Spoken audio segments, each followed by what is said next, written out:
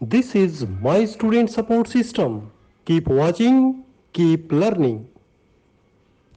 सबसे पहले trachea. Trachea क्या है? जिसे हम विंड पाइप भी कहते हैं। ये हवा के लिए एक रास्ता है।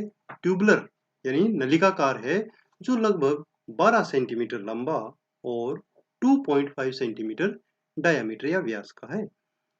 यह ईसोफेगस के आगे की ओर होता है और जो अपना लैरिंक्स है या स्वर यंत्र है, वहां से शुरू होकर पांचवा जो वक्षीय कशेरुक है, यानी जो थोरेसिक वर्टिब्रा है, वहां तक ये जाता है। इस लेवल पर ये दो प्राथमिक ब्रोंकस में डिवाइड हो जाता है, एक राइट और एक लेफ्ट। श्वास नली या ट्रेकिया टिश्यू की 3 लेयर से मिलकर बनी होती है। एक तो इसमें जो 16 से 20 सी शेप्ड रिंग्स होते हैं कार्टिलेज के, जो एक दूसरे के ऊपर होते हैं। ये जो रिंग्स हैं, ये पीछे से कंप्लीट नहीं होते, वहां पर मसल्स होती हैं और टिश्यू होते हैं। ट्रेकिया की अंदरूनी लेयर पे सिलिएटेड कोलमनर एपिथेलियम होती है, जिसमें म्यूकस सीक्रेटिंग गोबलेट सेल्स भी होती है। ट्रेकिया के कार्य क्या है?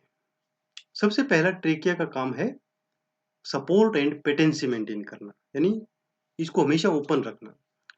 ट्रेकिया के जो उपास्थि जो कार्टिलेज के जो रिंग हैं, वो श्वास नली को हमेशा खुला रखते हैं और बीच बीच में इनके जो सॉफ्ट टिश्यू हैं, वो इसे लचीलापन प्रदान करते हैं। इसीलिए जब हम हमारी नेक को मूव करते हैं, तो ट्रेकिया में कोई भी प्रॉब्लम नहीं आती है। दूसरा है म्यूकोसिलियरी एस्केलेटर।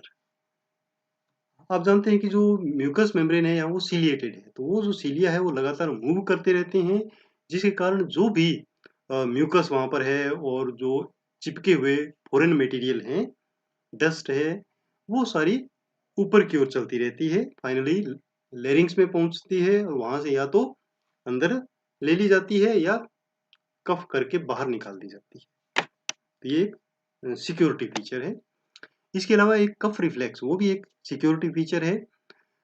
हमारा चाहे लेरिंग्स हो, चाहे श्वास नली हो, ब्रोंकस हो, वहां तक नर्व एंडिंग्स होती हैं जो इरिटेशन के प्रति संवेदनशील हैं। किसी प्रकार का इरिटेशन हो तो कफ रिफ्लेक्स हो जाता है।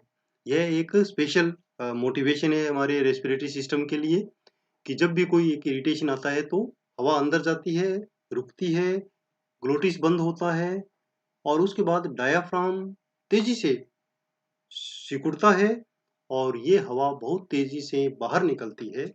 इसे हम कफ रिफ्लेक्स कहते हैं। तो जो भी इरिटेंट वहां गया हुआ है, वो एकदम से बाहर निकल जाता है।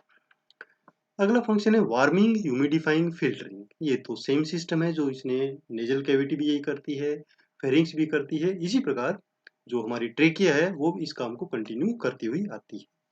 My student support system. Keep watching, keep learning.